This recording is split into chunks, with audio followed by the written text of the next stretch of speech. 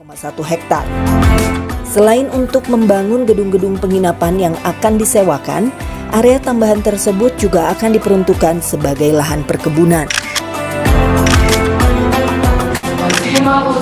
Segala bentuk dukungan dari warga negara Indonesia dimanapun berada sangat diharapkan demi mewujudkan Islam yang rahmatan lil alamin dan mendukung perdamaian dunia.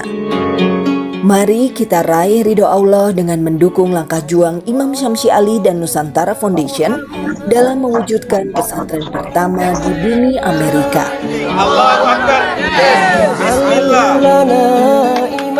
Dari Abu Hurairah radhiyallahu anhu berkata, Rasulullah bersabda, apabila manusia itu meninggal dunia, maka terputuslah segala amalannya kecuali 3 perkara, yaitu sedekah jariah, ilmu yang bermanfaat, dan anak soleh yang mendoakan orang tuanya.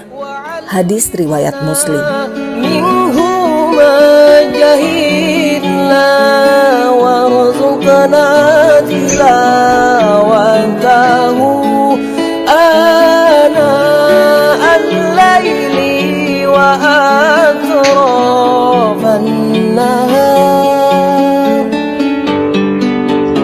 waj'alhu lana hujjatan ya rabbal alamin.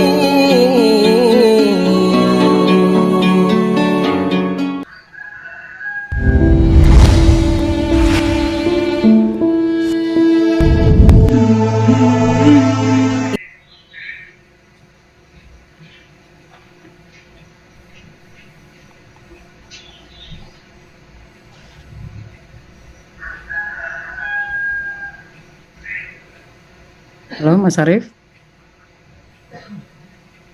Mbak, lanjut Mbak. Ya sudah selesai kayaknya tuh. Lanjut. Oke. Baik, terima kasih. Tadi sudah kita lihat ya bagaimana sepak terjang aktivitas Ustadz Syamsi Ali untuk mengenalkan Islam di dunia barat yang selama ini anti-Islam, tapi alhamdulillah pertumbuhan umat Islam di sana cukup menggembirakan ya. Mudah-mudahan ke depan dengan Nur Inka Foundation ya, mudah-mudahan bisa membawa umat ya, terutama mengenalkan Indonesia ke dunia barat, bahwa Indonesia tidak identik dengan teroris dan radikal, tetapi Indonesia hadir dengan wajah yang lain. Bersama Ustadz Syamsi, maka kita akan mendengarkan lebih jauh bagaimana Islam rahmatan lil alamin ya, tantangan dakwah, bahwa Islam itu tidak serem ya, Islam itu tidak menakutkan, tetapi Islam itu hadir menjadi rahmat bagi alam semesta. Assalamualaikum Ustadz. Sehat selalu. Waalaikumsalam. Kayaknya akibat COVID agak bertambah nih berat badan. Baik Ustadz, tafadhol mashkurun. Baik, terima kasih Bu Marfu'ah. Bismillahirrahmanirrahim. Assalamualaikum warahmatullahi wabarakatuh. Innal hamdalillah. Waalaikumsalam warahmatullahi wabarakatuh. Nasta'inuhu wa nastaghfiruh. Wa na'udzu billahi أنفسنا ومن سيئات أعمالنا من يهد الله فلا مضل له ومن يضلل فلا هادي له فأشهد أن لا إله إلا الله وحده لا شريك له وأشهد أن محمدا عبده ورسوله لا نبي بعده اللهم صل وسلم وبارك عليه وعلى آله وصحبه وكل من تبع هداه واستمسك بسنته إلى يوم الدين وبعد فسبحانك لا علم لنا إلا ما علمتنا إنك أنت العليم الحكيم رب اشرح لي صدري ويسر لي أمري واحلل عقدة من لساني يفقهوا قولي. Tentu yang saya hormati Bapak Ketua PP KBPII dan Sekjen dan segenap jajaran pengurus pusat maupun daerah yang hadir pada kesempatan ini, para hadirin dan hadirat jamaah Zoomiyah istilahnya sekarang, yang mudah-mudahan semua kita dalam keadaan sehat walafiat, dan yang terpenting tetap dalam rahmat dan kasih sayang Allah, dan senantiasa diberkahi dalam menjalani sisa-sisa kehidupan kita. Pertama tentunya kita menyampaikan puji syukur kita kepada Allah Subhanahu wa Ta'ala, bahwa di tengah goncangan tantangan yang kita hadapi termasuk COVID-19 ini dan ragam tantangan lagi, alhamdulillah kita senantiasa melihat kasih sayang Allah, rahmat Allah, bahwa Allah itu begitu rahman, begitu rahim kepada kita semua. Tapi ini hanya memungkinkan ketika kita belajar terus-menerus untuk melihat kehidupan ini dengan penglihatan tidak sekedar dengan mata kasat kita, tapi juga belajar melihat kehidupan ini dengan penglihatan spiritualitas kita, dengan mata batin kita. Maka insya Allah kita akan mampu menembus dinding-dinding dan batas-batas material yang ada di sekitar kita. Itulah yang akan menjadikan kita selalu optimis, selalu insya Allah puas, dan tentunya mudah-mudahan selalu bahagia dalam menjalani kehidupan ini di tengah apapun warna kehidupan yang terjadi. Salawat dan salam tentunya kita sampaikan kepada baginda tauladan kita Rasulullah Sallallahu Alaihi Wasallam, yang akhir-akhir ini tentu sedang diperingati oleh kita umat Islam, atau diingat persisnya, belum tentu diperingati, tapi diingat pastinya. Karena kata memperingati boleh jadi terjadi perdebatan, tapi mengingat pastinya semua kita sepakat bahwa kita harus ingat akan Rasulullah dan kelahiran Rasulullah Sallallahu Alaihi Wasallam. Salawat ini sangat penting sekali. Pertama karena yang kita kenal selama ini bahwa salawat itu menjadi bagian dari amalan ritual kita. Sekali kita bersalawat, doa 10 kali kembali kepada kita. Tapi lebih dari itu, salawat itu adalah merupakan bentuk apresiasi kita kepada Rasulullah Sallallahu Alaihi Wasallam. Dan kata Rasulullah sendiri, "Man lam yashkurin nas, lam yashkurillah." Siapa yang gagal bersyukur, berterima kasih kepada manusia, maka dia akan gagal berterima kasih, bersyukur kepada Allah. Maka ketika kita bersalawat, itu bahagian dari komitmen apresiasi kita kepada baginda Rasulullah Sallallahu Alaihi Wasallam. Nah tentu selanjutnya kenapa penting salawat itu adalah karena mudah-mudahan menjadi salah satu pintu syafaat yang pastinya semua kita membutuhkan di saat-saat kita akan menghadapi situasi yang penuh dengan kesulitan di masa-masa depan di akhirat nanti. Dan yang terpenting bahwa mudah-mudahan bahwa salawat itu menjadi jalan bagi kita untuk membersamai Rasulullah SAW. Tapi juga tidak kalah pentingnya, terkadang kita kurang memikirkan ini. Berselawat kepada baginda Rasulullah SAW itu adalah salah satu cara untuk membentengi akidah kita, keyakinan tauhid kita. Karena kenapa? Kecintaan kita kepada tokoh-tokoh biasa saja terkadang menjadikan kita itu kehilangan rasionalitas. Ada pengkultusan yang terjadi terkadang. Padahal itu tokoh-tokoh biasa, apakah itu tokoh politik, apakah itu tokoh budaya, apakah itu tokoh ilmu. Apalagi kepada baginda, cinta kita ini kepada baginda lebih daripada diri kita. Kita cinta Rasulullah lebih dari cinta pada diri kita sendiri, lebih dari orang tua kita, lebih dari anak-anak kita, lebih dari semuanya. Maka terkadang kalau kita kehilangan keseimbangan, ada saja orang yang kemudian mengkultuskan. Yang Rasulullah sendiri mengingatkan, la tutruni, jangan kalian kultuskan saya. Karena sesungguhnya Isa itu kemudian menjadi sembahan hanya karena awalnya dikultuskan. Maka ketika kita bersalat Allahumma sholli ala Muhammad, di situ kita membuat benteng yang jelas. Ada pembatas yang jelas. Ada yang memberikan dan ada yang diberi. Yang memberi itu Allah, yang diberi itu Muhammad. Maka Muhammad itu objek, sallallahu alaihi wasallam. Maka salawat itu adalah bagian dari membentengi akidah tauhid kita. Ini sangat penting untuk kita pahami bersama. Bapak dan Ibu yang dimuliakan oleh Allah Subhanahu wa taala, Mohon maaf karena waktu saya nanti harus meninggalkan sekitar pukul jam 7.15 maksimal. Karena saya ada jam 7.30 itu ada pelajaran tafsir mingguan. Jadi saya ada tafsir mingguan. Nah, jadi pas selesai ini saya harus pindah ke Zoom yang lain. Tema kita tentang Islam rahmatan lil alamin dan dakwah di Amerika dan tantangannya ya. Ini tentu sebuah tema yang sangat besar, sangat luas, dan mungkin juga pada saat yang sama sudah sering saya pribadi sampaikan dalam berbagai kesempatan. Tapi perkenankan saya menyampaikan tema kita ini dalam dua bahagian. Yang pertama, kita mencoba memahami dulu makna dari kata Islam, rahmatan lil alamin, yang tentunya memang berdasar kepada Quran. Wa ma arsalnaka illa rahmatan lil alamin. Dan tidaklah saya mengutus engkau, wahai Muhammad, kecuali sebagai representasi. Jadi Muhammad bukan membawa, tapi representasi dari rahmatan lil alamin itu sendiri. Rahmatan lil alamin. Nah, kita kerap kali memahami bahwa seolah-olah rahmatan lil alamin itu hanya berkisar kepada senyuman kita yang indah, keramahan kita. Memang betul. Karena itu bagian dari indikasi ya bahwa Islam itu rahmah. Ketika kita ramah, ketika kita humble, ya, tawadhu kepada orang. Nah, itu semua bagian dari rahmatan.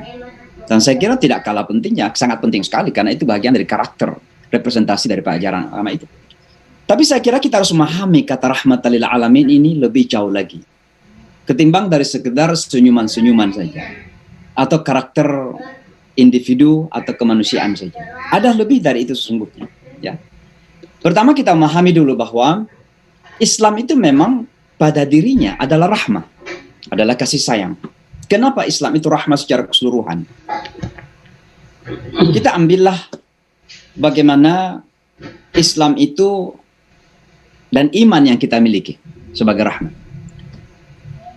Jadi mengimani itu, apapun diimani, itu bahagian dari tabiat manusia, the nature of human being. Jadi bahagian dari nature.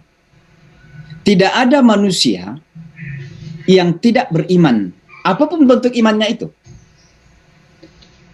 Makanya ada dua kemungkinan saja yang terjadi.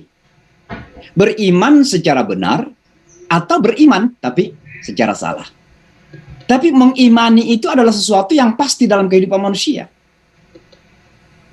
Dan oleh karenanya ketika Islam hadir untuk memberikan petunjuk kepada kita, bagaimana menyalurkan tabiat atau nature atau mungkin bahasa yang lain, fitrah kita untuk mengimani, Islam datang kemudian memberikan petunjuk. Bagaimana mengimani yang benar. Maka datanglah Islam, yang kita kenal itu. Islam sebagai rahmah. Al-haqqu min rabbika fala takunanna minal mumtarin. Kebenaran itu yang datang dari Tuhanmu, maka jangan pernah ragu. Maka mengimani yang datang dari Allah atau jatuh kepada keimanan yang salah, tapi pasti akan mengimani. Karena itu bagian dari nature, bagian dari tabiat manusia. Ini pun Islam alhamdulillah sudah terbentuk sebagai rahmah. Datang untuk menunjuki kita bagaimana menyalurkan tabiat kemanusiaan kita untuk mengimani secara benar. Demikian juga ibadah-ibadah yang kita lakukan. Beribadah kepada sesuatu itu, menyembah kepada sesuatu itu, menjadi bagian mendasar dari tabiat manusia. Dan tidak ada manusia yang tidak terjatuh kepada penyembahan. Semua pasti terjatuh kepada penyembahan. Dan hanya dua jalan saja. Al-haqqu atau al-batil. Kalau gagal menyembah Allah Subhanahu wa taala, maka dia pasti akan menyembah yang lain. Karena hanya dua saja. Tapi tidak mungkin bisa mengatakan bahwa dia tidak menyembah. Makanya kan dalam Al-Quran ada yang menyembah hawa nafsu, ada yang menyembah patung-patung, ada yang menyembah ini. Yang pasti akan terjadi penyembahan dalam kehidupan manusia. Karena itu tabiat manusia, tabiat dasar manusia untuk menyembah. Nah sekarang Islam datang memperlihatkan kepada kita. Ani'budullah ma lakum min ilahin ghairuh. Beribadatannya benar, sembahlah kepada Allah, tidak ada sembahan selain dari Allah. Itu rahmat. Maka itu rahmat Allah Subhanahu wa taala yang luar biasa. Islam itu rahmatan karena memang kita kenal sebagai solusi dari permasalahan yang paling mendasar dalam kehidupan manusia. Apa permasalahan yang paling mendasar kehidupan manusia? Bukan kemiskinan, bukan peperangan, bukan terorisme, bukan. tapi kegagalan manusia menangkap tujuan hidup. Maka manusia berputar-putar seolah-olah berada dalam sebuah padang pasir yang tidak tahu kemana arahnya akan berjalan. Islam kemudian hadir untuk memberikan apa yang kita kenal dalam dunia modern sekarang ini, GPS-nya. GPS. Ada cerita yang sering saya sampaikan ketika dulu saya pernah punya kelas khusus mu'alaf. Namanya Islamic Forum for Non-Muslims. Dan ini saya buka ketika terjadi 9/11 tahun 2001. Membludak orang yang datang. Cerita yang biasa saya sampaikan itu suatu ketika hadirlah seorang anak muda yang nampak seperti nggak terurus ya. Bajunya compang kotor, nampak kotor. Dan dia tidak mendengarkan ceramah yang saya sampaikan atau penyampaian yang saya sampaikan.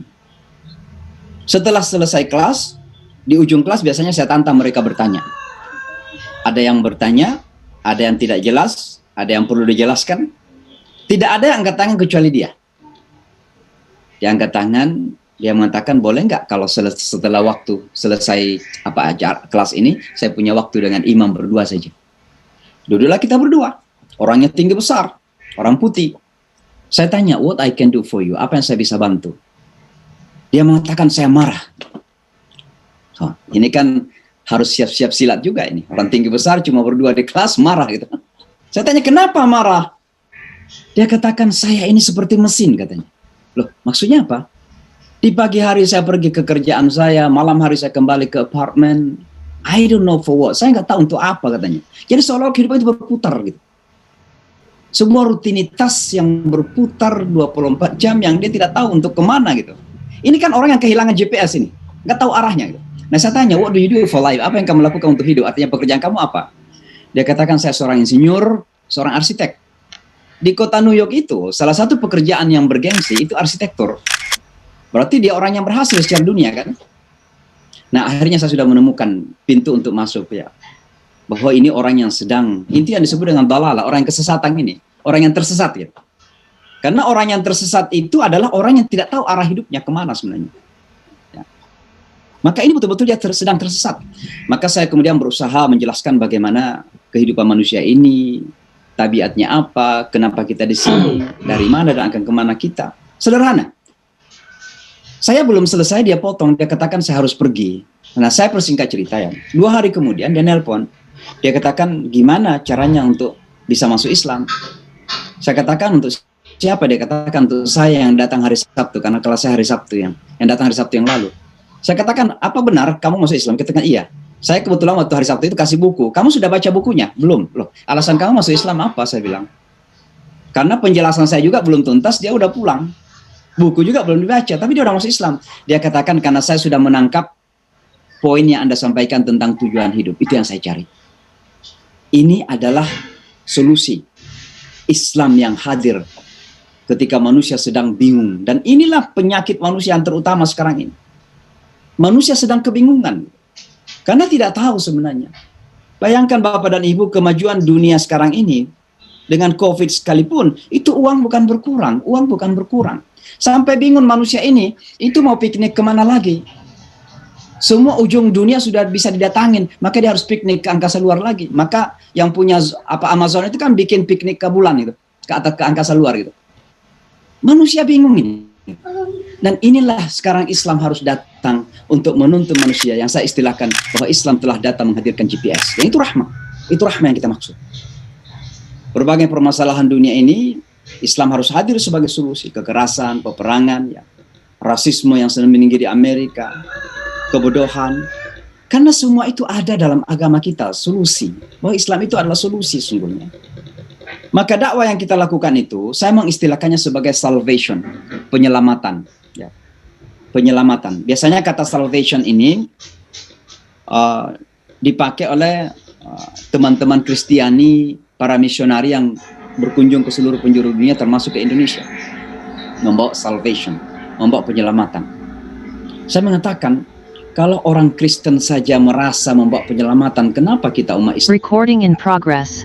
Kenapa kita umat Islam ini kok tidak merasakan bahwa kita itu punya penyelamatan dan kita bertanggung jawab untuk menyampaikan keselamatan ini ke seluruh penjuru dunia? Tentu penyelamatan yang pertama adalah menyelamatkan manusia dari ambang kehancuran moralitas yang sekarang ini mengancam. Amerika, Bapak dan Ibu, nampaknya kalau secara militer belum akan hancur. Sangat kuat sekali.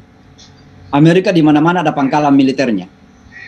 Tinggal menombol tombol saja, bisa satu negara hancur itu dengan bom nuklirnya yang dimiliki. Amerika kuat secara militer. Secara ekonomi pun, walaupun goncang, Amerika fondasi ekonominya sangat kuat. Secara politik, sistem politiknya sangat hebat. Walaupun ada presiden namanya Donald Trump, politik Amerika tidak terlalu goyah. Artinya apa? Amerika secara duniawi, kalau kita ada yang mungkin karena benci, karena marah, mengatakan, oh sebentar lagi Amerika hancur. Secara ekonomi, militer, politik, Amerika belum akan hancur dalam waktu yang dekat. Tapi secara moralitas ini yang berbahaya. Dari 50 negara bahagian, 20 negara bahagian melegalkan perkawinan sejenis. Bisa dibayangkan. Nah kalau zaman Nabi Lut, satu kampung saja dibalik oleh Allah, gimana kalau 20 negara bahagian? New York ini, negara bahagian New York, itu seluas dengan Bangladesh. Dan sudah melegalkan juga perkawinan sejenis. Bagaimana kalau dibalik negara bahagian New York ini? Maka kita yang berdakwah di Amerika ini, salah satu hal yang ada di belakang kepala kita adalah menyelamatkan. Mungkin ada yang mengatakan, oh itu makan kafir. Loh, semua kita ini kalau bukan hidayah Allah, tidak beriman. Mungkin kafir juga. Maka mari kita punya rasa iba. Itulah rahmah. Rasa sayang, rasa cinta. Agar mereka bisa selamat. Pertama, selamat dari kebangkrutan moralitas. Dan tentunya yang terpenting adalah menyelamatkan mereka dari api neraka yang sudah menunggu itu. Jangan kita ingin masuk surga dengan egois. Masuk surga sendiri. Selain saya membayangkan, saya selalu memberikan imajinasi ya. Kalau kita dikasih kesempatan untuk berjalan menuju ke surga, kenapa kita nggak ambil teman-temannya di sebelah kanan, sebelah kiri, ada yang warna putih, ada yang Afrika, ada yang Cina, ada yang Jepang, kita ajak mereka semua. Itu namanya rahmah. Maka itu dakwah rahmah, itu rahmah dalam dakwah. Maka mendakwai Amerika ini bagian dari rahmah itu. Bagian dari kasih sayang kita untuk menyelamatkan mereka pertama dari kehancuran moralitas yang sangat mengancam. Dan Indonesia bisa terancam juga dari kehancuran moralitas ini. Anak-anak remaja kita yang banyak terlibat narkoba, pergaulan bebas. Dan jangan pernah mengatakan bahwa oh itu mah terjadi di Amerika. Apa yang terjadi di Amerika boleh jadi sudah terjadi di Jakarta. Kenapa? Dunia kita disebut dunia interconnected, dunia yang menyambung. Tidak ada pintu-pintu, tidak ada penghalang seolah-olah. Maka sekarang ini seolah-olah nggak ada barrier, nggak ada lagi dinding-dinding di antara dunia itu. Anak kita masuk ke dalam kamar, ditutup pintunya, mereka sedang dalam mana? Ke Cina, ke Jepang, ke Korea. Ya, banyak anak muda kita yang di dalam kamar, tapi dia sedang ke Korea itu. Karena lagi top itu lagu popnya Korea di Indonesia saya lihat. Drakor. Ini kan contoh saja kan. Maka kita harus berhati-hati ya. Maka dakwah yang kita lakukan ini adalah bagian dari rahmatan lil alamin. Lalu kembali kepada dakwah di Amerika Serikat. Yang pertama saya ingin sampaikan adalah bahwa ada persepsi yang terbangun bahwa seolah-olah Islam di Amerika Serikat itu adalah baru. Agama yang baru, agama pendatang. Ya memang benar agama pendatang karena semua yang ada di Amerika ini pendatang kecuali Indian American namanya sebagai native ya. Orang aslinya, pribuminya Amerika itu namanya Indian Native American. Semua pendatang. Termasuk orang-orang Eropa. Sehingga ketika orang-orang putih itu berkampanye untuk mengatakan kepada orang-orang non-putih, go back home, kembali ke negaramu. Kadang kita juga berteriak, hey, go back home, go back to Europe gitu, kembali ke Eropa gitu. Karena mereka juga pendatang dari Eropa. Jadi Amerika ini negara pendatang. Maka kalau dikatakan Islam pendatang, ya udah, Kristen juga pendatang kok di bawah Eropa. Katolik juga pendatang, Yahudi juga pendatang. Memangnya ada agama apa di Amerika yang pertama? Agama ini native, menyembah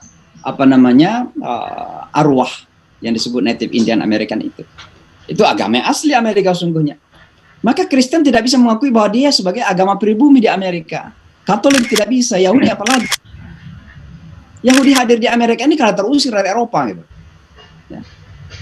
Jadi agama yang merasa agama Eropa, Kristen dan Yahudi ini kan sama-sama tempat lahirnya di Timur Tengah. Nah, Isa alaihissalatu wassalam, Musa alaihissalatu wassalam, atau sebelumnya Yakub alaihissalatu wassalam, bahkan lebih awal lagi Ibrahim alaihissalatu kan semuanya dari Yerusalem. Kan begitu.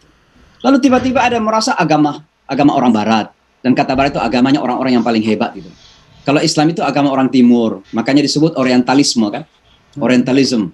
Kalau studi Islam di barat disebut orientalisme atau isme orang timur. Jadi Islam itu selalu agama orang timur, Kristen, Yahudi itu agama orang barat. Tapi timur dan barat ini kan bukan pengkategorian geografis, bukan, tapi demografi. Maksudnya apa? Jadi kata barat itu bukan karena di barat, tapi artinya apa? Orang-orang yang hebat, terdidik, pintar-pintar, maju, berperadaban, kaya-kaya. Kalau yang di timur, terbelakang berpikir, miskin, kurang beradab, kira-kira gitu. Nah, yang punya Islam di mana? Agamanya orang timur. Gitu. Itu bahagian dari Islamofobia sesungguhnya yang terjadi. Nah, jadi kembali kepada tadi, Islam itu bukan agama baru di Amerika. Ada catatan sejarah mengatakan bahwa Islam telah hadir di Amerika itu bersamaan dengan pernah ada ekspedisi Cheng Ho dari Cina sungguh. Dan itu masih abad-abad 8, 9, 10 lah. Jadi ada ekspedisi Cheng Ho sampai ke perairan Amerika ini. Dan kemudian ketika Islam berkuasa di Eropa, khususnya di Spanyol, mereka juga sudah pernah sampai ke daratan Amerika ini. Makanya di Colorado, Bapak Ibu, salah satu negara bahagian itu namanya Colorado. Itu di gunung-gunung di atas gunungnya ada bebatuan-bebatuan. Itu ada tulisan-tulisan Latin tapi berbahasa Arab. Tulisan Latin tapi berbahasa Arab. Ya. Jadi kata Arab tapi dalam Latin. Itu ada di Colorado. Dan itu diperkirakan bahwa Muslim dari Spanyol pernah menyeberang ke Amerika, bumi Amerika. Ini jauh sebelum Columbus dari Eropa menemukan Amerika. Belakangan itu baru menyusullah orang-orang Eropa membawa orang-orang Afrika, budak-budak dari Afrika. Yang lebih dari 50% di antara budak-budak itu berkulit hitam, itu beragama Islam. Makanya kenapa belakangan, sebelum 9/11 ya, yang paling banyak masuk Islam itu orang hitam. Karena mereka sadar akarnya orang Islam. Mereka orang Islam datang ke Amerika, lalu dipaksa untuk kalau tidak meninggalkan agama Kristen, minimal tidak boleh memperlihatkan atau harus menyembunyikan bahwa mereka Muslim. Maka ketika Islam mulai terekspos di Amerika, alhamdulillah, mereka kemudian masuk ke dalam agama ini berbondong-bondong. Maka begitu banyak Afro-American di kemudian hari masuk ke dalam agama ini. Yang kita kenal misalnya Malcolm X, ya. Kemudian ada Imam Warifuddin, itu anaknya Elijah Muhammad yang mendirikan Nation of Islam. Ya, belakangan kemudian ada yang masuk Islam seperti Muhammad Ali dan sebagainya yang terkenal itu banyak dari Afro-American. Ya. Itu karena nenek moyang mereka adalah orang-orang Islam. Dulu Muhammad Ali kan namanya Casey itu. Dia mengatakan itu bukan nama kaya. Casey itu nama budak katanya. Saya bukan budak lagi, nama saya Muhammad Ali. Makanya sejak dia mengenal Islam itu dia nggak mau dipanggil lagi Casey, tapi Muhammad Ali. Nah, itulah. Jadi itu Afrika kemudian datang sebagai budak dan Muslim. Lalu kemudian setelah itu datanglah imigran ya dari Afrika, kemudian dari Timur Tengah, dari Asia Selatan. Maka ini jauh sebelum 9/11 terjadi. Nah. Lalu kemudian sejak itu pula ya, Islam mulai berkembang, walaupun sangat terbatas. Masih sangat orang Islam pun masih sangat diam-diam, bersembunyi-sembunyi, tidak terlalu menampakkan identitas, kecuali yang memang terkenal seperti Muhammad Ali, tapi selebihnya terkadang malu-malu lah. Ya. Kenapa Islamofobia dari dulu di Amerika bukan sesuatu yang baru, ya, dari dulu. Jadi kalau kita berbicara Islamofobia, jangan mengatakan itu karena Trump, bukan. Trump itu mah hanya sisa-sisa saja. Atau bahkan bukan karena 9/11. Ya. Islamofobia di Amerika itu sudah merupakan catatan sejarah perjalanan bangsa ini. Saya tadi menyebutkan Islamic Study di Barat ya, dan di Amerika juga. Ada dua nama yang disebutkan di situ. Pertama, Orientalisme. Ya. Dan itu yang saya jelaskan tadi. Seolah-olah agama Islam itu agama orang Timur. Dan kata Timur itu orang yang terbelakang, orang yang miskin, orang yang bodoh, orang yang lemah. Kira-kira gitulah. Sementara Barat yang selebihnya lagi. Nah, penamaan lain daripada studi Islam itu adalah Middle Eastern Studies, studi Timur Tengah. Nah, ini juga penting untuk kita cermati. Kenapa? Ya, studi Islam di Barat disebut studi Timur Tengah. Karena mereka ingin menggambarkan bahwa Islam itu agamanya orang Timur Tengah. Tapi masalahnya, kata Timur Tengah ini memiliki konotasi yang negatif. Apa itu Timur Tengah? Terbelakang, perang terus-menerus, tidak ada HAM, tidak ada kebebasan, nggak menghormati wanita, cepat emosi. Makanya biasa digambarkan, Muslim itu seperti apa? Orang tinggi besar, pakai jubah dengan sorban, berdiri di samping onta di padang pasir. Itu penggambaran orang Islam di Amerika Serikat.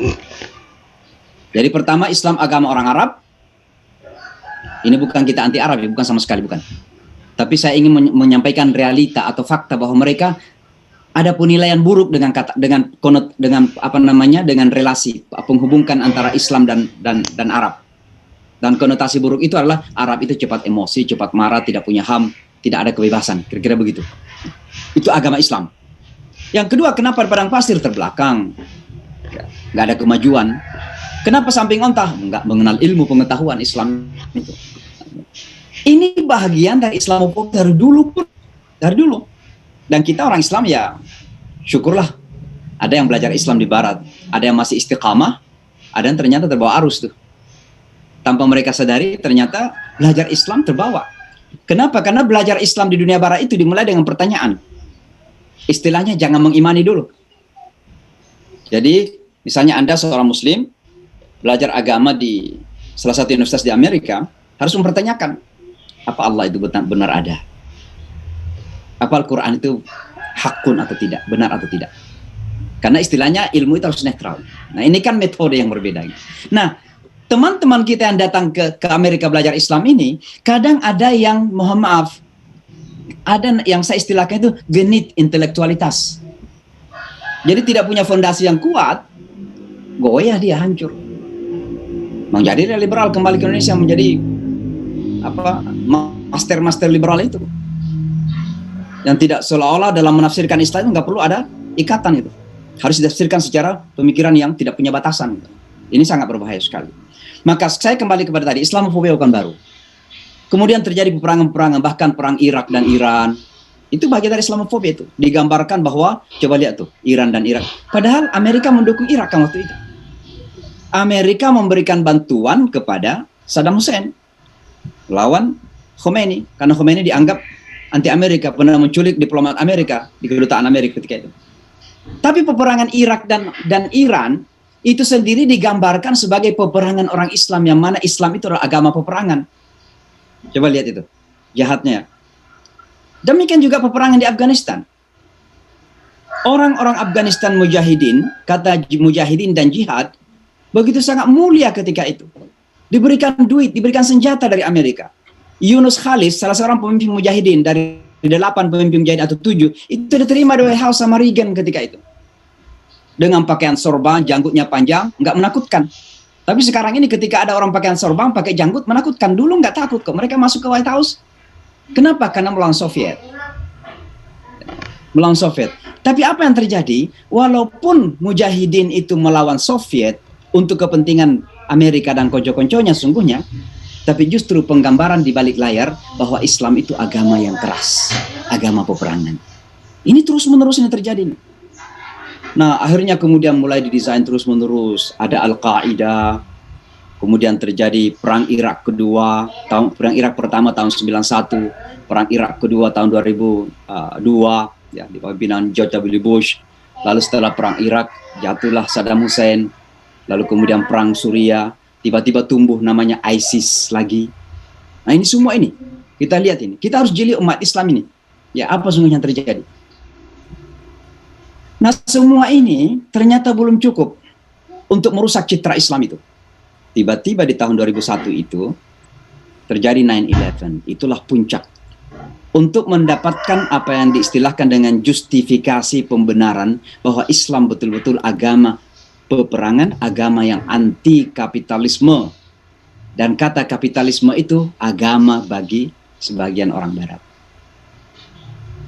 Jadi Islam itu datang ke Amerika menghancurkan WTC, dan WTC itu simbol kapitalisme dunia.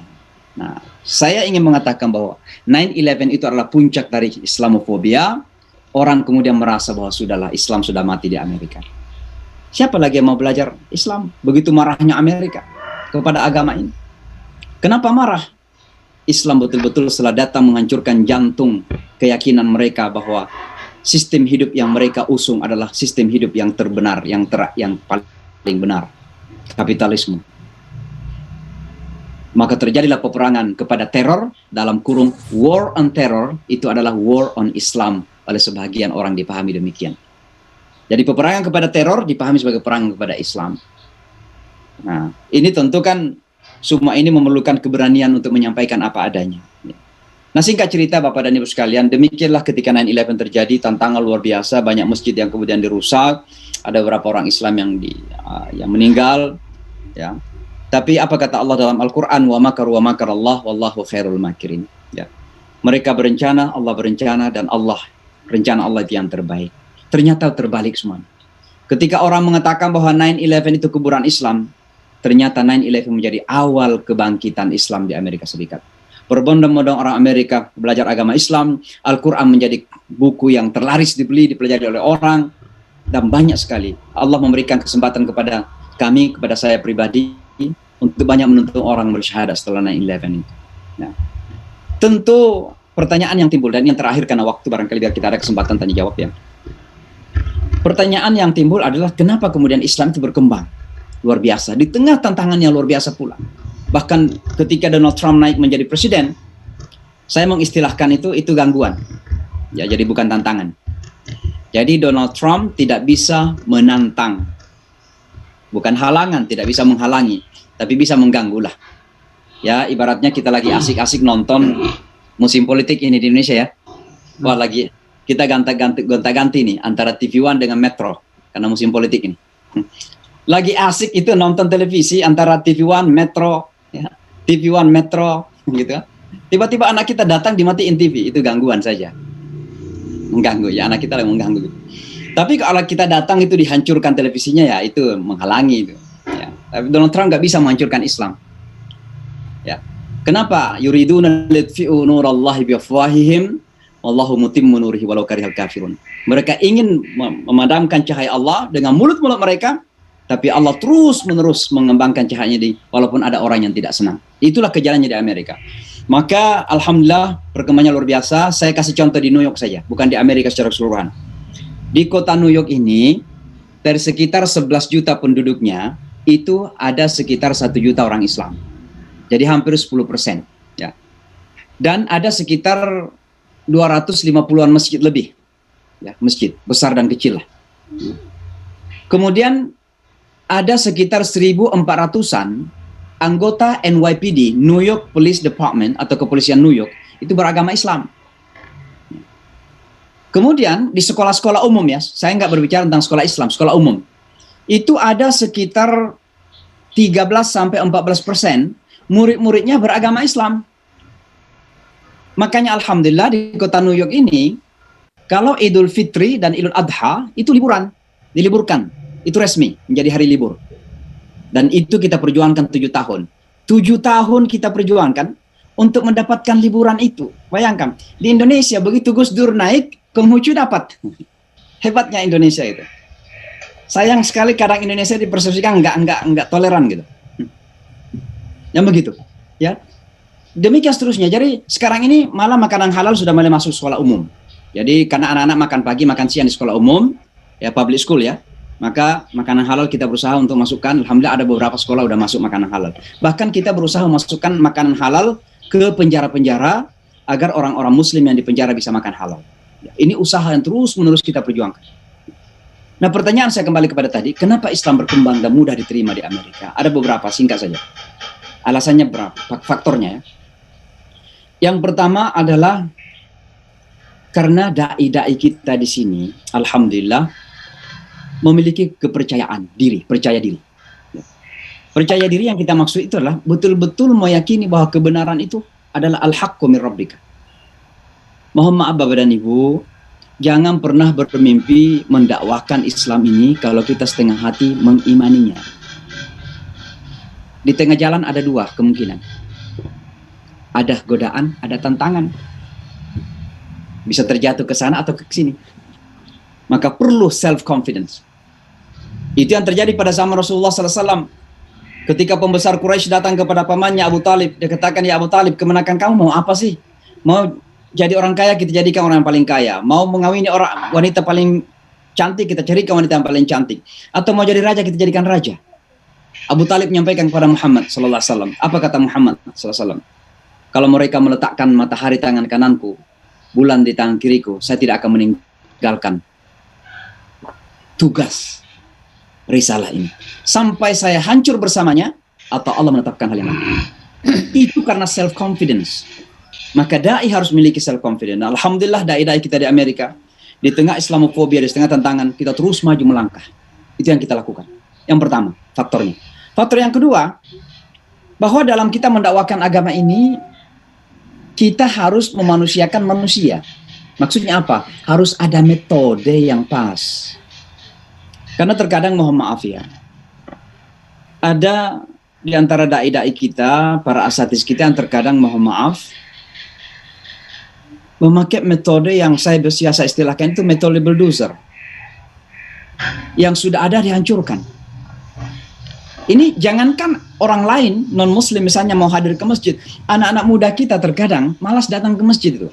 Saya pernah tanya anak muda, kenapa kamu nggak datang ke masjid? Saya bukan tidak mau ke masjid, tapi setiap saya ke masjid yang saya dengarkan ke imamnya marah-marah terus. Ya. Seolah-olah udah nggak ada harapan. Nah ini kan metode dakwah penting. Ya, salah satu metode dakwah yang kami pahami di Amerika adalah bahwa kita harus menjadi bagian dari masyarakat secara positif. Bukan negatif ya, positif. Jadi saya selalu mendorong orang Islam di Amerika itu jangan lagi menjadi tamu di Amerika. Jadilah bagian dari Amerika. Makanya ada yang jadi politisi, ada congressman, congresswoman, ada yang jadi businessman, ada yang jadi pendidik. Ya hampir di semua lini kehidupan orang Islam sudah banyak yang berhasil, alhamdulillah. Tentu yang ketiga bahwa perlu komunikasi yang pas ya. Jadi ini penting juga kepada para asatis kita, para ustadz kita. Ayo kita terus-menerus belajar membenahi komunikasi dakwah kita. Sebab dalam berdakwah itu jangankan salah, benar saja kadang kita disalahkan. Dan oleh itu komunikasi kita ini penting sekali. Nah tentu yang terakhir sekali adalah bahwa di dalam kita mendakwakan Islam ini, dakwah yang paling efektif itu bukan dengan ceramah yang berapi-api. Tidak semua orang Islam bisa berceramah, tapi semua orang Islam itu dai. Maka dakwah yang paling efektif itu adalah dengan ketauladanan uswah kita. Itulah yang kami harus buktikan di Amerika. Bagaimana kita menampilkan bukan sekedar menyampaikan. Kita ini kan dakwah itu sekedar menyampaikan ceramah, bahkan dengan berapi-api. Ya. Sambil ceramah di podium menyampaikan hadis, tabassumu ka fi wajhi akhika sadaqah. Tersenyum itu sedekah, tapi sambil marah-marah gitu. Kan bertolak belakang. Jadi udahlah, mari kita sampaikan, tampilkan Islam ini. Dan Indonesia, ya, sebagai negara Muslim terbesar, Indonesia harus menjadi negara dai. Dalam bentuk apa? Bahwa Indonesia harus membenahi diri. Membenahi diri secara politik, membenahi diri secara ekonomi, secara sosial, dalam segala hal. Kenapa? Negara-negara non-Muslim sedang menonton dunia Islam. Mereka kadang bingung. Nanti kalau kami sudah menjadi mayoritas Muslim di Amerika, ini Amerika mau jadi yang negara yang mana ya? Kayak Pakistan kah? Kayak Bangladesh kah? Kayak Mesir kah? Kayak Saudi? Maka seandainya negara-negara Islam ini mampu menjadi tauladan, sistem politiknya teratur, tidak terlalu gontok-gontokan, perekonomiannya maju, kemakmuran, keadilan dirasakan oleh masyarakat, ada ketertiban sosial, mengendarai mobil di jalan itu terasa gitu ya, bahwa kita ini Muslim, disiplin gitu. Kalau bisa kita membuktikan ini, maka mereka tidak perlu terlalu khawatir. Kalau Amerika menjadi negara mayoritas Muslim mayoritas, insya Allah kita akan seperti negara Muslim itu, karena hebat negara Muslim itu. Maka yuk Indonesia, kita tertantang untuk membenahi negara kita, bangsa kita, agar bisa menjadi negara dan bangsa dai. Karena kita ditakdirkan Allah menjadi negara Muslim terbesar, bukan sembarangan. Ini sudah merupakan amanah di atas pundak kita. Dan kita harus berada di garda terdepan untuk menyampaikan bahwa Islam itu memang rahmatillah alamin, Islam itu adalah solusi, Islam itu jalan keluar dari berbagai permasalahan yang kita hadapi sekarang ini. Saya kira demikian Bapak dan Ibu sekalian, mudah-mudahan ada manfaatnya. Mungkin ada beberapa menit ke depan kita bisa tanya jawab. Saya akhiri, wal afu minkum, hadallahu ajma'in. Assalamualaikum warahmatullahi wabarakatuh.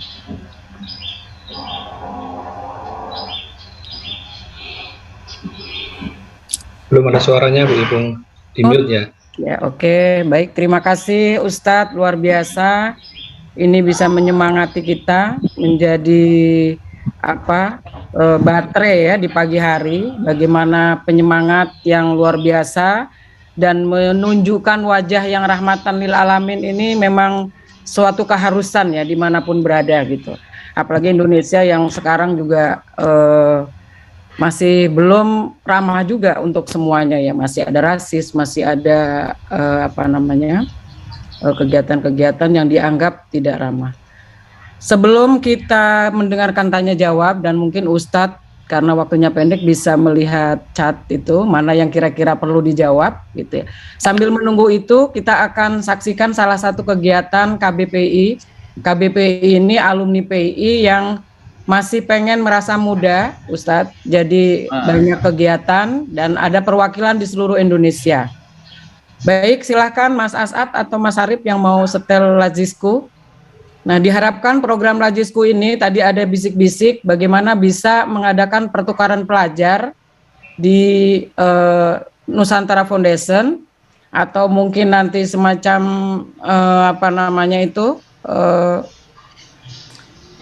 istilahnya itu magang gitu ya di sana gitu. Mungkin ke depan kita masih akan ada lanjutan ini Ustadz. Baik ya. Pak As'ad atau Mas Syarif yang akan menayangkan. Syarif, silakan Pian. Betul.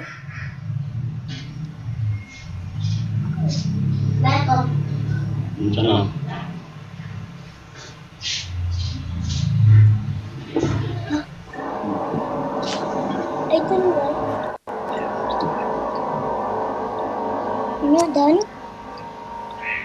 Oke. Islam Indonesia berlokasi di Kebayoran Baru, Jakarta Selatan. Lembaga yang berdiri pada Juli 2021 ini memiliki visi membangun kemandirian umat Islam Indonesia melalui pengelolaan dana ZIS dan wakaf. Dalam usaha menghadirkan solusi bagi masyarakat, Lazisku hadir dengan 6 program unggulan, diantaranya program berbagi tuk sesama BTS,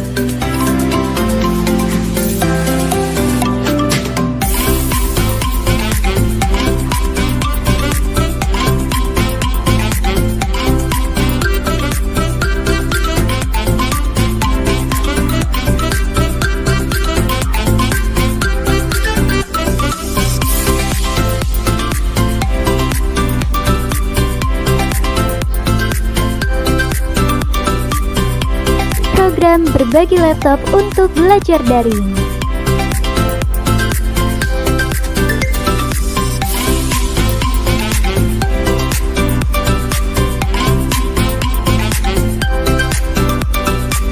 program beasiswa calon pemimpin muda,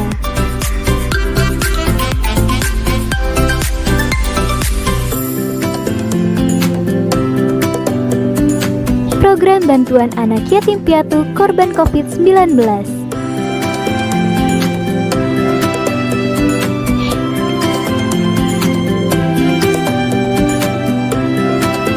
program wakaf sumur untuk Palestina,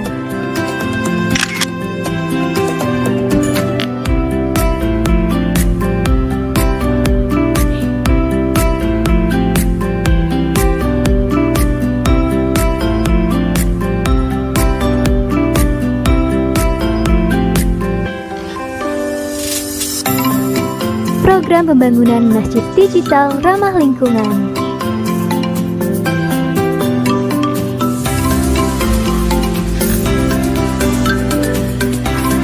program lain seperti berbagi daging kurban,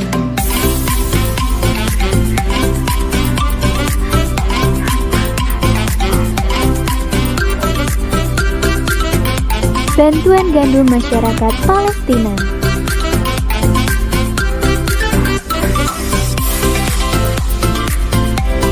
Yuk jadi agen kebaikan bersama Lazisku. Kirimkan donasi terbaik Anda ke rekening di bawah ini atau scan QR kode berikut ini. Hubungi kami di zakat pendidikan umat.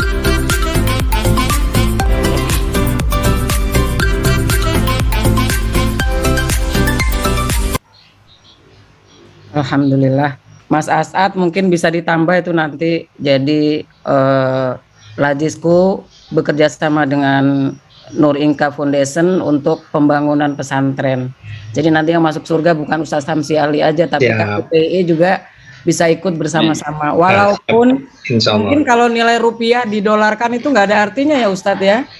Tapi insya Allah sebesar zarah pun ada nilainya di mata Allah, insya Allah.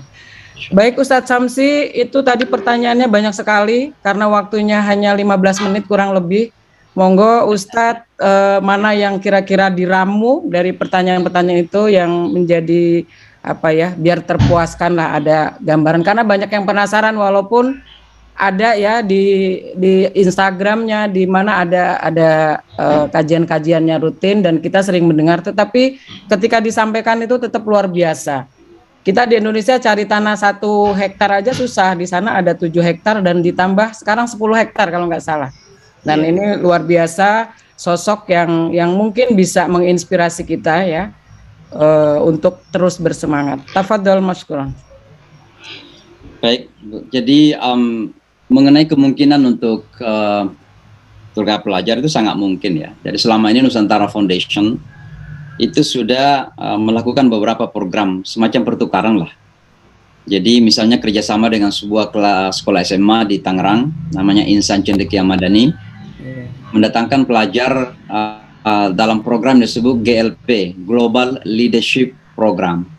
Selama 2 bulan mereka di sini, kita training mereka untuk ceramah bahasa Inggris, kemudian bahkan berdialog dengan non-Muslim, ya.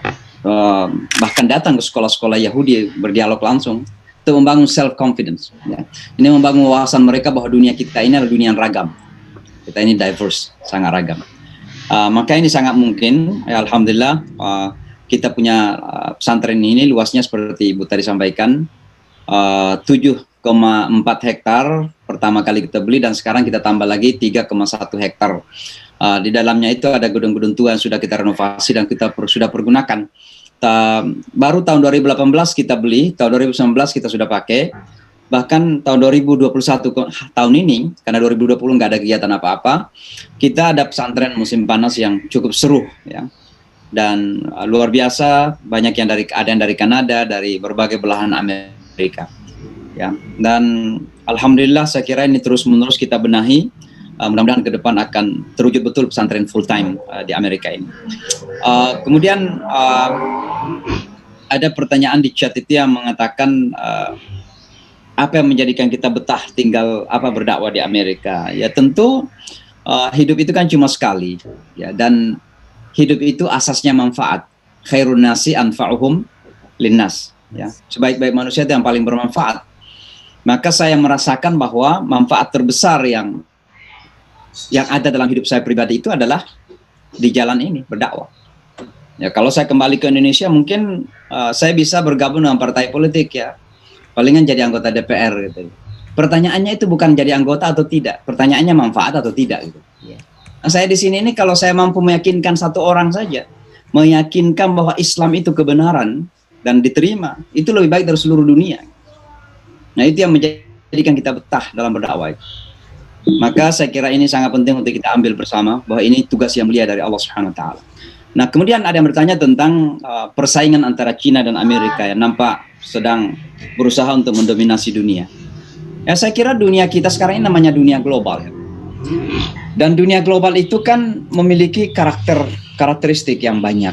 Ada 2 minimal yang saya ingin sebutkan. Yang pertama, terjadi interconnectedness, seperti yang saya sebutkan tadi. Jadi terjadi relasi hubungan yang seolah-olah nggak ada batas karena kemajuan informasi ya, media ya, transportasi yang begitu cepat ya. Maka seolah-olah nggak ada batas dunia kita itu. Maka jangan kita merasa kita negara Islam terbesar, kita aman-aman saja. Tiba-tiba kecolongan Indonesia itu jadi negara komunis kah, atau jadi negara liberal kah gitu. Hati-hati kita. Ini karena dinding-dinding pembatas semakin minim.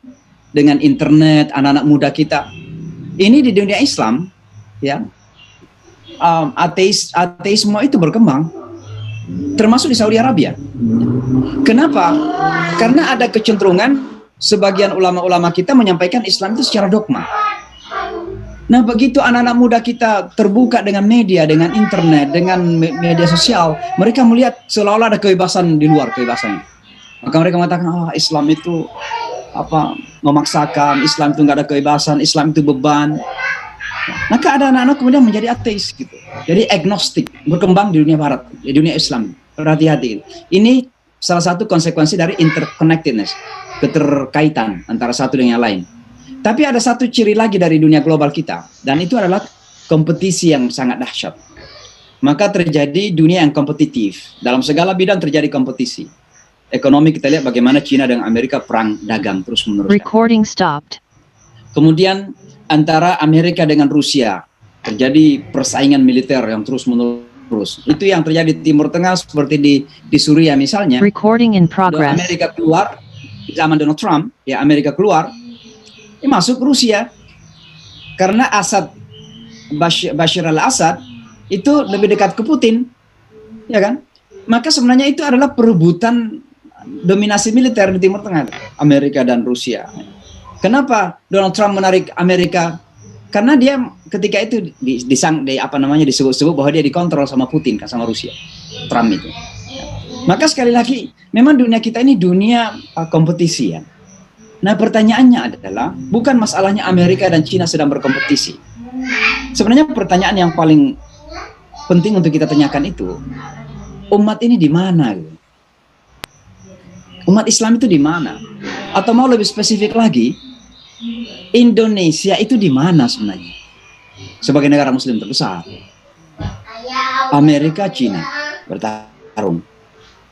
Nah, Indonesia ini kan tinggal nengok kanan, nengok kiri. Padahal kita menganut apa? Politik luar negeri bebas aktif. Tapi terkadang kita ngekor ke Cina, bentar lagi ngekor ke Amerika. Maka solusi yang penting untuk kita cari sekarang ini adalah bagaimana kita bisa mendapatkan tempat untuk kita bisa eksis sebagai bangsa atau sebagai umat, bahwa kita bisa ikut bermain dan menentukan wajah persaingan dunia ke depan. Kita harus menjadi aktor gitu. Makanya Al-Quran itu file terus kita disuruh beramal gitu. Amal, jangan jadi penonton.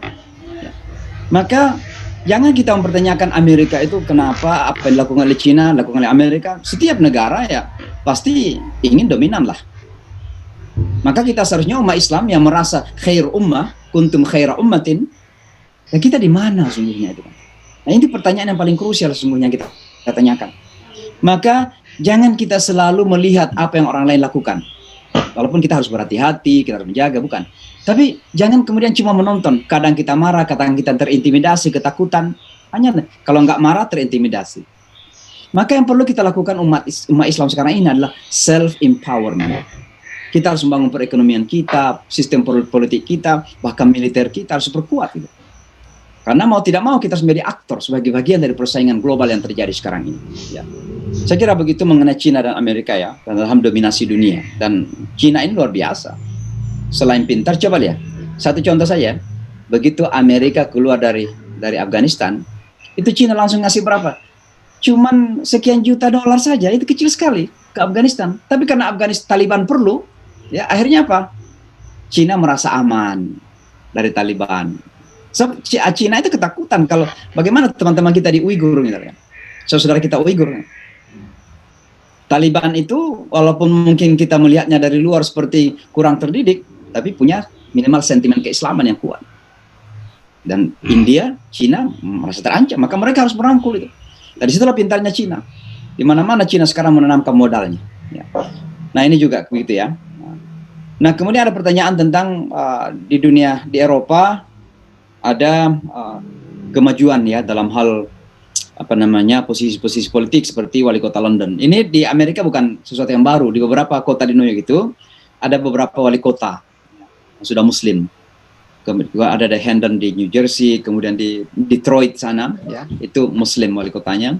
Bahkan ada perkampungan itu sudah disebut sebagai perkampungan Muslim ya, di kota Muslim di Detroit bagian Michigan. Ya. Jadi ada beberapa lah. Tapi karena Amerika ini besar kan, kalau Eropa itu kan negaranya kecil-kecil. Ya, jadi nampak kalau ada yang berkuasa di satu kota terasa gitu. Di Inggris ada beberapa kota memang wali kotanya Muslim. Tapi karena Amerika ini negara yang besar, maka kalau ada yang jadi wali kota di satu tempat itu kadang biasa-biasa saja. Karena demikian besarnya Amerika ini. Ya mirip-mirip Indonesia lah. Hanya Amerika ini daratan, Indonesia itu perairan. Kalau terbang dari ujung ke ujung ya perlu sekitar 6 jam. Sama dengan Amerika dari Aceh sampai Papua itu bisa 6 jam naik pesawat. Demikian luasnya Amerika ini. Jadi ada perkembangan-perkembangan itu. Kemudian simbol-simbol keagamaan, alhamdulillah di Amerika itu sebenarnya ya dijamin oleh konstitusi. Maka masjid-masjid ada yang punya kubah, ada yang punya menara, itu bukan masalah. Ini masjid yang salah satu masjid yang saya pimpin di kota New York namanya Jamaica Muslim Center.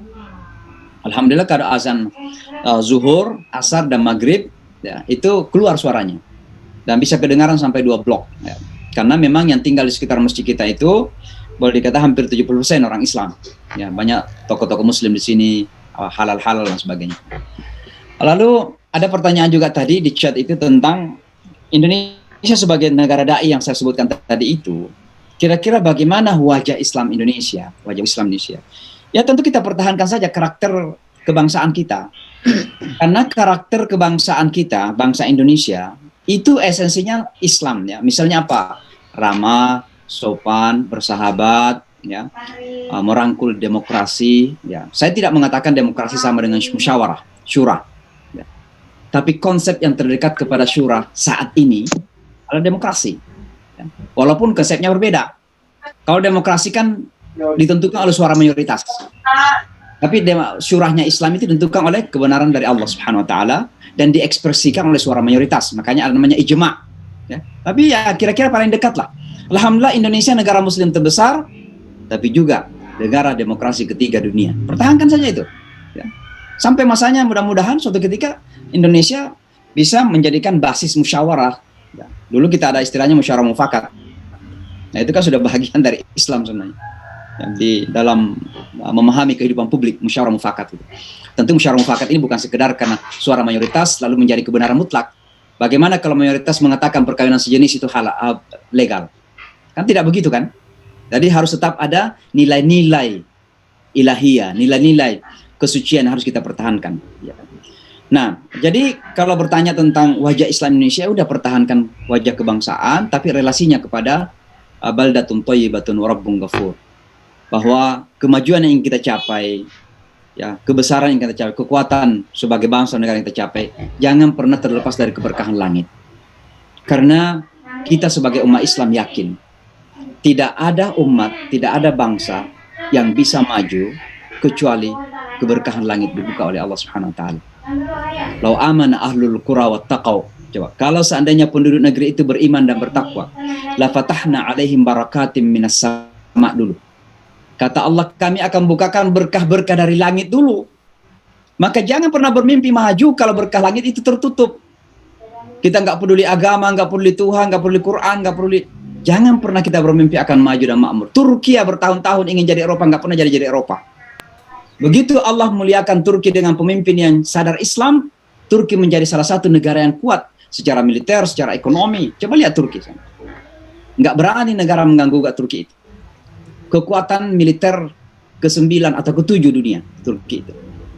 Maka itulah yang harus kita hadirkan di Indonesia. Wajah Islam yang insya Allah berkemajuan dalam bahasa Muhammadiyah, maju pendidikan, maju perpolitikan, maju ekonomi, kuat.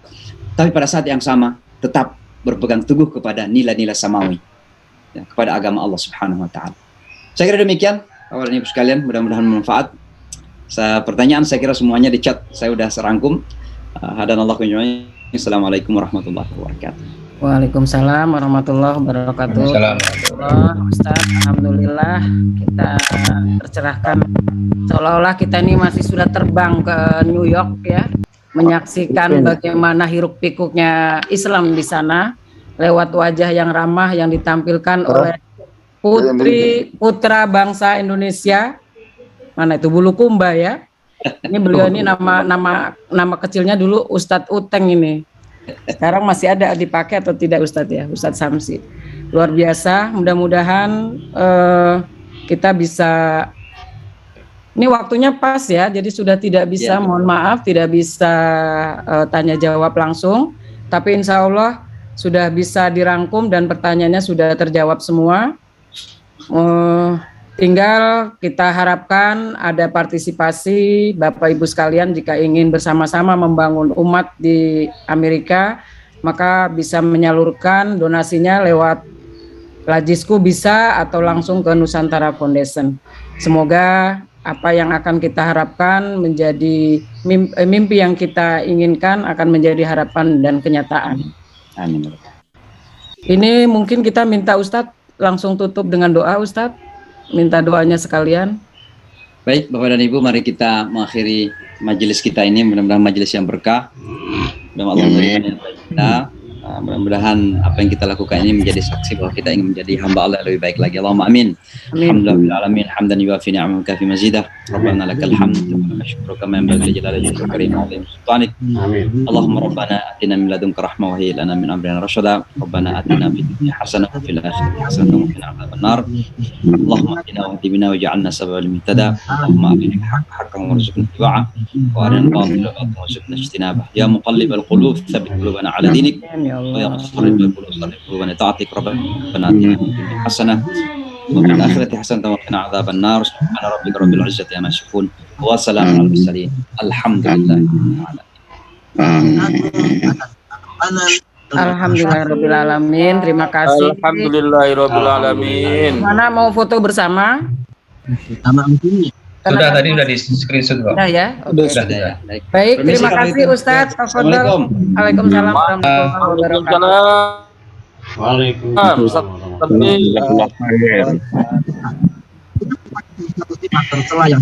Luar biasa ya Allah. Alhamdulillahirrahmanirrahim. Paket tunggal sampai ini Mbak Eko. Ini nggak mau.